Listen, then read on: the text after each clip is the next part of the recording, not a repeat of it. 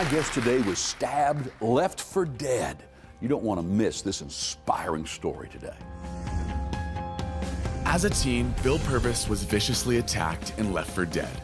Clinging to life, he cried out to Jesus and his life was miraculously saved. Bill's dramatic transformation resulted in an undeniable love for God and an urgency to tell others about Jesus. For over 30 years, Bill and his wife Debbie have pastored Cascade Hills Church in Columbus, Georgia. His ministry extends to an international television audience through his program, Real Time. Please give a warm welcome to Pastor Bill Purvis. Good to see you, Leon. Honored to be with you today. You have got a new, is this your first book? First one, yes. Yes. Make a break for it. Yeah. Life is a life message, something that just comes right out of your guts. Yeah, yeah. And everybody Jesus ever called, they had to make a break for it. You know, whether it be Moses having to make a break from Potiphar's house and all the rest. In fact, remember the James and John and Peter and Andrew, they had their steady jobs, Matthew as well. There came a moment when they heard a call. When they heard that call, they had to make a break for it. I think all of us have that. There's got to be a time that God says, I want you to do something different. You may be comfortable. You may be where you are right now, and I've got something better for you, another assignment. And you got to be willing at that point to exercise your faith, to believe in God, and to make that break for it. So we're going to be talking today from this book, Make a Break for It. And I think just unpacking some of the thoughts, because not only do you see this in Scripture, but you've had to practice it with your life. Oh, yes, yes. And you've got quite, I was reading that you almost died. Yeah, one of only 3 or 4 people in the world that's lived with what I had, that I went through. And I'd love to tell you the story. Let's do it. Go for it. I was an aimless kid. At the age of 17, I was filling my life with anything and everything just to fill the void. I kind of came from what's now known as a dysfunctional home. When you're in it, it's your normal, so you don't. That's true. You just don't know that it's dysfunctional. You don't know why you don't want to go home at night. You don't know why that you want to hang out with all your friends, and why you look at their fathers and things like that as people that you want to be like, or their words to you that when they say I love you or you're doing good, why that means so much to you, because you're in a dysfunctional environment. That's where I was. And so I had started trying some things during that time. But at the age of 17, I really went off the deep end. What I did was this. I was riding down the street in Columbus, Georgia, where I pastor right now.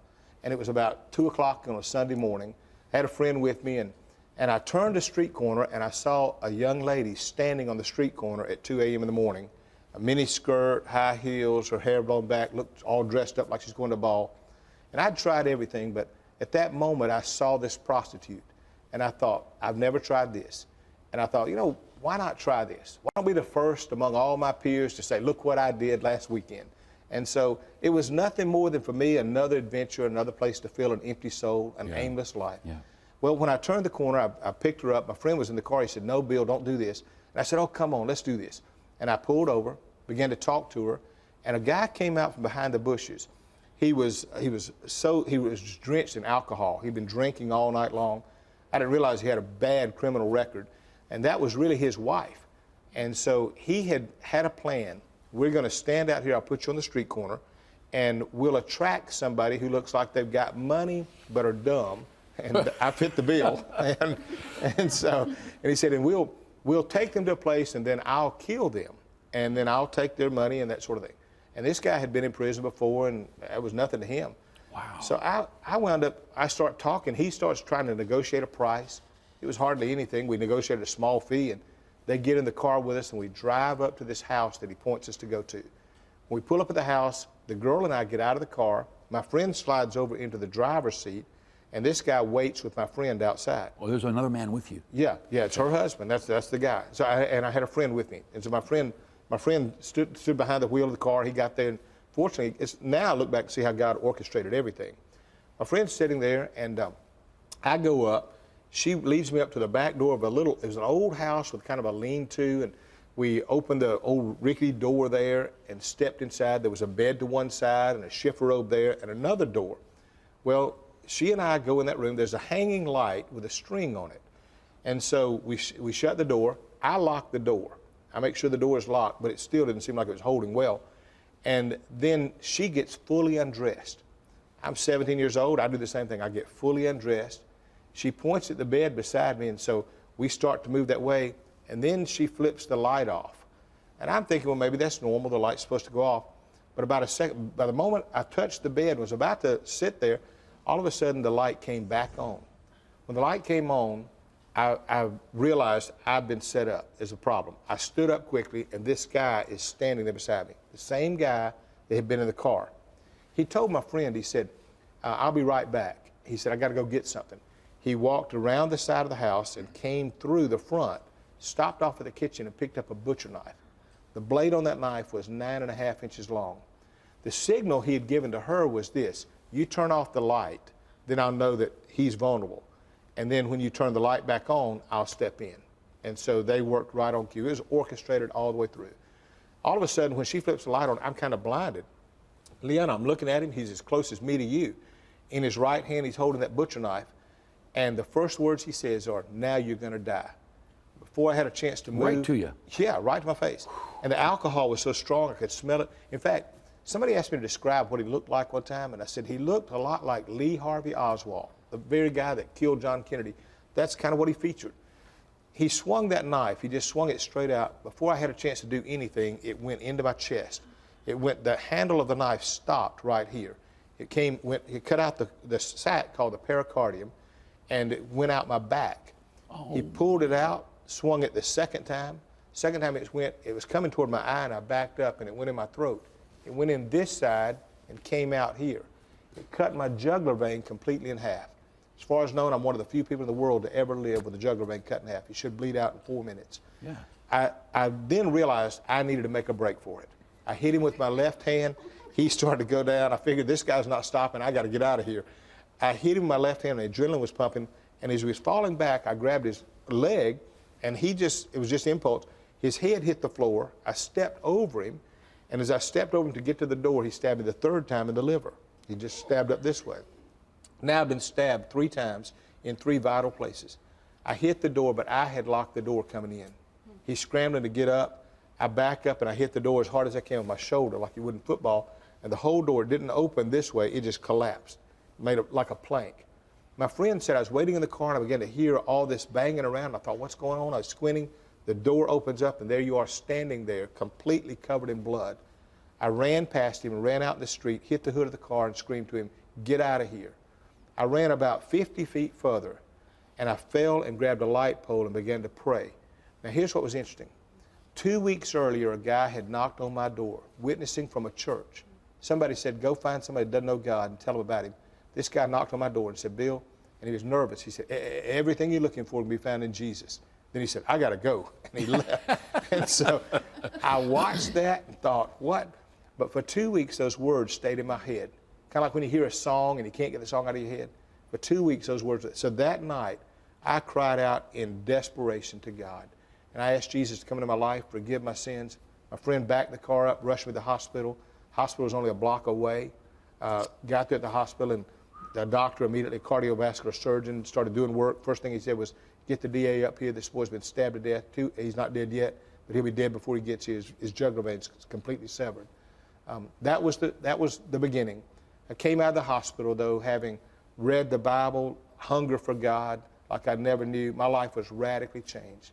So that's why when I talk about make a break for it, I know from living that that's what happens. So that's the story of how you found Christ. Yes. Yes. Yeah, there's an easier way to find Jesus for anybody else who's watching. I know. And I literally, there was a Gideon Bible in the book stand beside me, and I picked it up. I'd never read a Bible before. I started reading. You know really? How you ever heard people say that? Well, I called Job Job. I called Psalm spasms. I had a nurse would come in 30 minutes early every day, and she'd say, I've got to read the Bible. You're the most green guy I ever heard. And I would say, I was reading Spasm 37 today. And she said, God. But I couldn't get enough of it. I just wanted to read it and read it. And for people would come to the room and say, Bill, what are you going to do when you get out? I'd say, I don't know. I said, on the outside, I look like the same guy. But on the inside, somebody's living in here that doesn't want to do what I used to do. I want to forgive people and love people, and I want to tell them how good God's been. And that happened at that point in my life all these years. It's been radically changed. God's blessed me to this day, all because that day I was desperate and made the break for it. I found that it's not really my story, it's His story. Yeah. About 2 or 3 years ago, I said, I don't know if I feel comfortable telling my story, and I felt God said, it's not yours. It's my story. And and maybe it helps somebody to realize that God loves you no matter where you are. You can be in the worst of sin, in the far away from God, but God loves you and has a plan. So good. You know, it's amazing. I love the title, Make a Break for It, because at the beginning of the show, you were talking about how everyone has to make a break from something, and I want to hear more about that. So let's take a break. Okay. When we come back, let's start unpacking the things you've learned now on this journey of serving God. I'd love to. I'll be right back with Bill Purvis. Well, the purpose of power is to empower. Yeah. When you've been blessed, it's not so you can say, look at me. It's so you can say, what can I do now? How can I help somebody else? We believe Jesus Christ came to give every person on this planet a chance to live with power, passion, and purpose. Through award-winning, world-class TV programs like this and life-giving resources in Spanish, French, Italian, Russian, and Hindi, Spirit Contemporary is changing lives around the world. Considerable expenses are involved, but each person reached is absolutely worth the cost. People are saved, their faith revived, eternities transformed, all because of your support. With your donation today, you will receive today's special resource.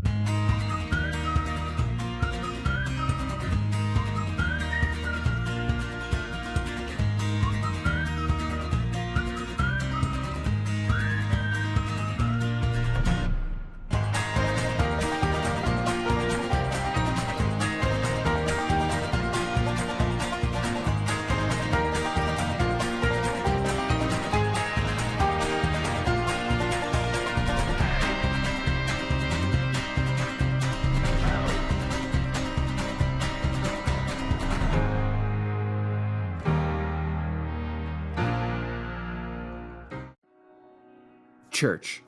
God created church for you to have a home, a family, and a purpose. It's a place where we can connect with each other, where everyone should find love, acceptance, and forgiveness. But the church is not a building. It isn't the brick, the doors, stained glass, or the steeples. It's the people. We fill it with life and laughter.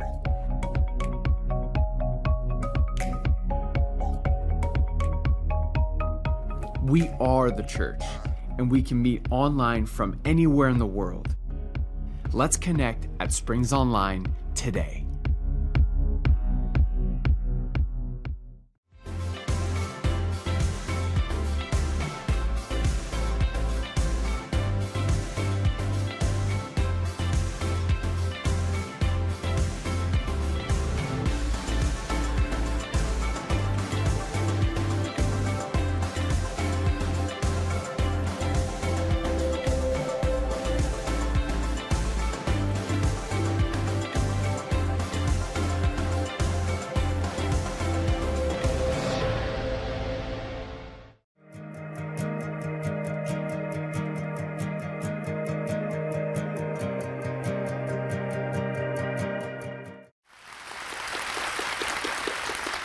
Welcome back. My guest today is Bill Purvis, who's written this brand new book, Make a Break for It. And it's unleashing the power of personal and spiritual growth. Now, that was an amazing testimony you just shared.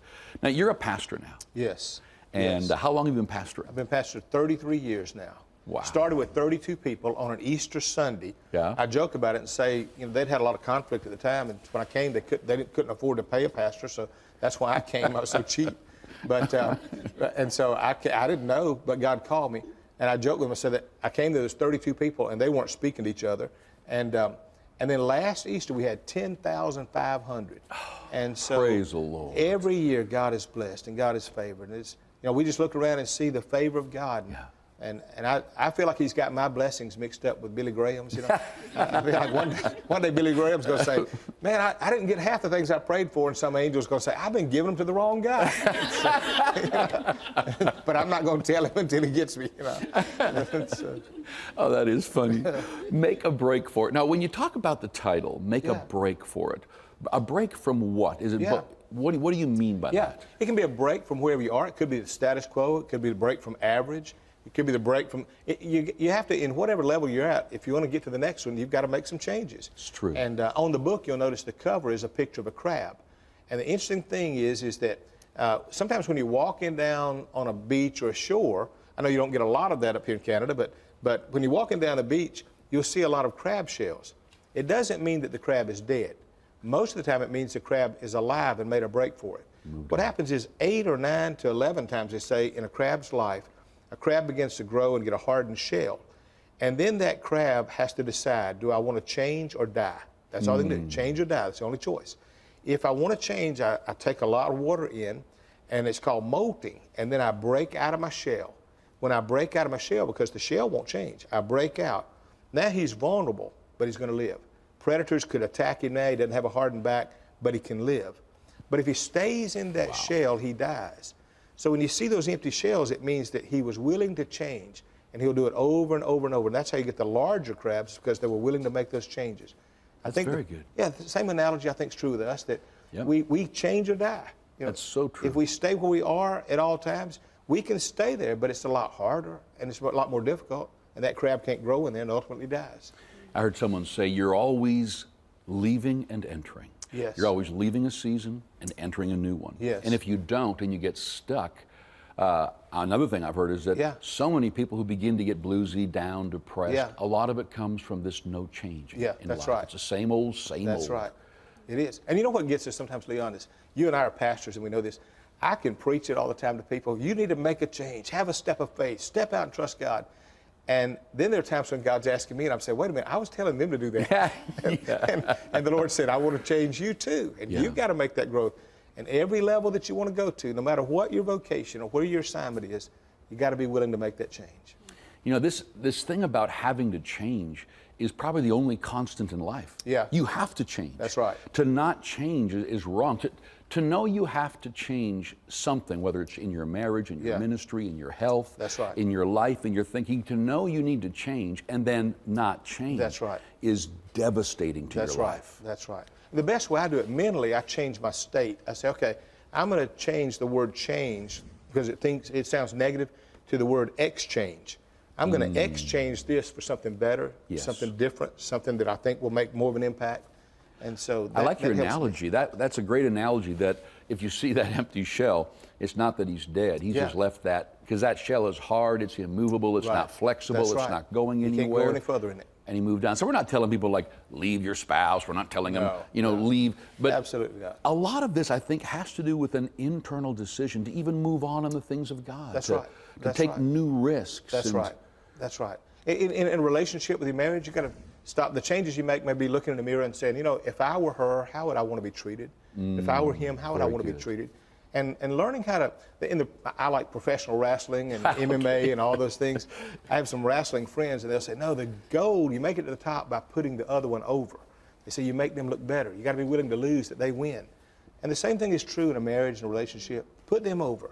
If you put them over, you'll go up. God will bless you. The seeds you plant come back. You know, it's interesting that in the Bible it says that him who desires to be great, God's not opposed to you being great. No. It doesn't say famous. That's right. It says great. That's right. Big difference. Then be the servant. Yes. And God will never, every person we help make it, it'll never stop us. Exactly. And this philosophy I live by is called the purpose of power is to empower. Yeah. When you've been blessed, it's not so you can say, look at me. It's so you can say, what can I do now? How can I help somebody else? Because all of us have probably had somebody that had the power that shut us down, that didn't give us an opportunity. And we always said, if I had what they had, I would have helped. And so God gives us power to say, okay, will you now? And that's what we do. You know, we live in a world where everyone's almost taught self-marketing. Yes. Market yourself, get your brand going, look after yourself, get yourself up there. That's right. And it's really I mean, I understand the purpose of marketing from a business and an organizational perspective. But yet, when you look at God's word, promotion comes from the Lord. Yes, it does. We can be assured that don't compete with anybody around you. Because nothing is going to stop God from taking you somewhere. That's right. That's right. He's opened the door of opportunity for you that nobody can shut. And when you talk about promotion issue, even in waiting, promoting, marketing, my book, the funny thing about that, Leon, was I never went out and sought to write a book. I never sought to do anything. I was content to be kind of like David in the field, right where I was. And about a year ago, an agent called me, and then all these book publishers start calling me. And next thing I know, I'm on planes now doing interviews. I was content to be where I was and live and die there. I was interested in whoever was in front of me, making them feel special, loved, and validated. It didn't matter if it was 1 or 1,000. And now I'm really in uncharted water for me. You're changing. Yeah, there's a new season coming into your life. It's not as comfortable. I was reading an article the other day about CEOs of really successful companies, or people who are executives and struggling with depression. Yeah. And apparently it's a pretty serious thing out there. And what a lot of these counselors are doing is making them leave to grab a day and go serve in a soup kitchen. Yes. Where when they are looking after somebody, that person has no ability to bless them back. Right. So it's not a sow and reap. Exactly. It's a completely giving with nothing in return. Right. Exactly. And they're noticing that these men begin to love that. Or they're teaching a little baseball team of 8-year-olds. Yeah. Anything that you can give where you don't receive anything in return. That's true. And that's what you're talking about. If we live this life of just emptying ourselves for others with a joy of I don't care how famous I become. That's the key. That's the foundation to great health. It is. They say that there's 6 human needs everybody has, and I don't remember all of them, but I know they said the top 2 are giving and contribution, and that when you are giving of yourself or when you're contributing to helping somebody in some ways, those are the things that suddenly make you feel alive. They make you feel validated. They make you put your head on the pillow at night, and instead of looking at your problems, you think, wow, I made a difference today. That is so true. Yeah. You know, man, our time is going by quickly, and we're going to have to get you back into another program. I'd love to. And I'd like to unpack this book. But in the last couple of minutes, what would you say to someone who's been listening to us now, and they're going, okay, you are talking right to me. I feel so stuck. Yeah. What could you say to them in the last couple of minutes about breaking from where you are and moving on? Yeah, I would say, first of all, face reality. Look at the fact that I'm stuck. And you can't change until you decide you know where you are. You can't make a new direction until you realize I'm on the wrong path. So stop and say, this is reality. And then it doesn't have to be a big thing. I would balance my life in some simple areas. I'd say, okay, spiritually, mentally, physically, every area, financially, what one little thing can I do that will make my life better today? It may not take but a minute. Write a note to somebody, express gratitude to someone. All of those little things. Those are totally doable. Yeah, if you do those few little things, you'll incrementally get to where you want to be. If you try to chop off some big thing, I can't lose, 25 pounds tomorrow. No. But I can burn off 1,000 calories today. Yeah. And so there's just the little things you do. And I think that's one of the big things. And then the words the guy said to me when that planted the seed, everything you're looking for can be found in Jesus. So I didn't realize my peace would be found in him. My purpose is found in him. My wisdom, if there's any at all, is found in him. My friends came through him. Everything in my life, he was right. He thought it was just a simple thing. Everything you're looking for will be found in Jesus, as if it's salvation. And it was. But out of that came the fruit of all the other areas of my life, my relationships, the whole bill. So good. Thank you for being with me today. Thank you. This has been great. My guest today has been Bill Purvis, and this book, Make a Break for It. And it's going to talk to you about unleashing power, getting yourself into that new place. And it's got a ton. You got to keep watching, because we're going to have him back, and we're going to be talking about every one of the chapters in here and how it'll guide you and help you into the season God's got for you next. We'll be right back.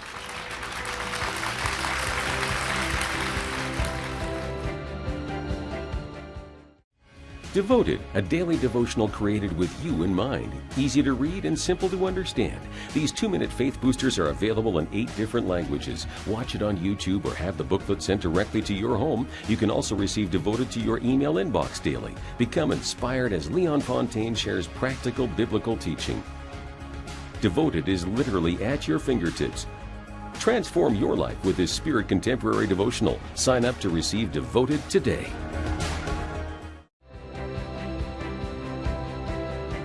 What a great show today with Bill Purvis. Learning to change in today's fast-paced world is so valuable.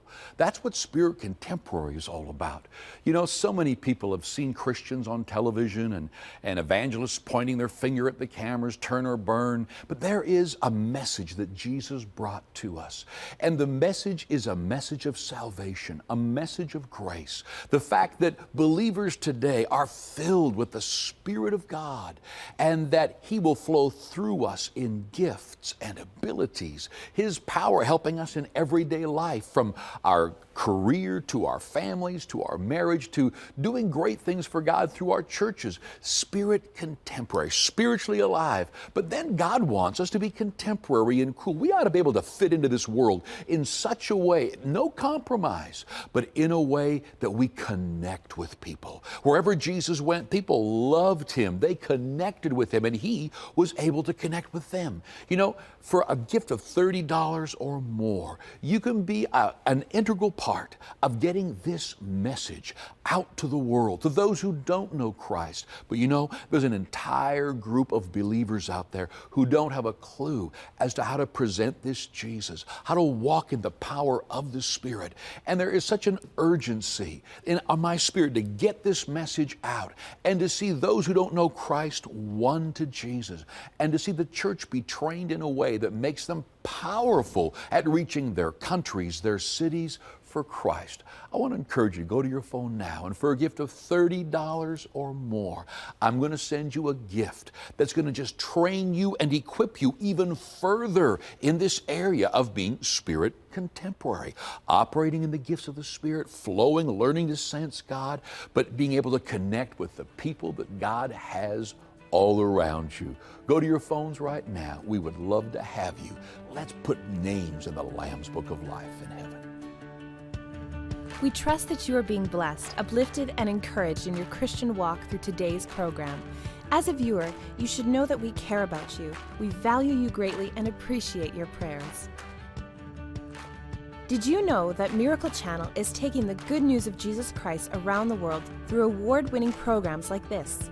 We are actively translating ministry programs into languages like Spanish, French, Italian, and even Russian. We even air on television stations in the Middle East. This means that millions upon millions of people are hearing about Jesus Christ in their language, and it's all thanks to people like you. Considerable expenses are involved, so we need your support, because each person who gives their life to Jesus is absolutely worth the cost. Each is of infinite value to God.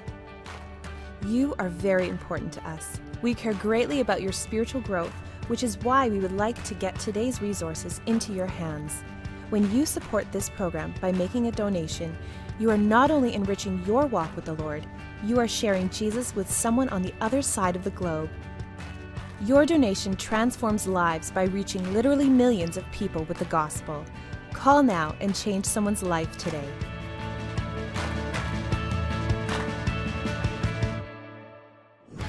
Tomorrow is Wellness Wednesday. Leon and Dr. Grant Nolan talk about the 3 proven theories he's seen work to free people from mood disorders. Because they have a thinking problem, they assume it has to be spiritual. They don't realize that thought problems can have a medical, physical cause which is correctable.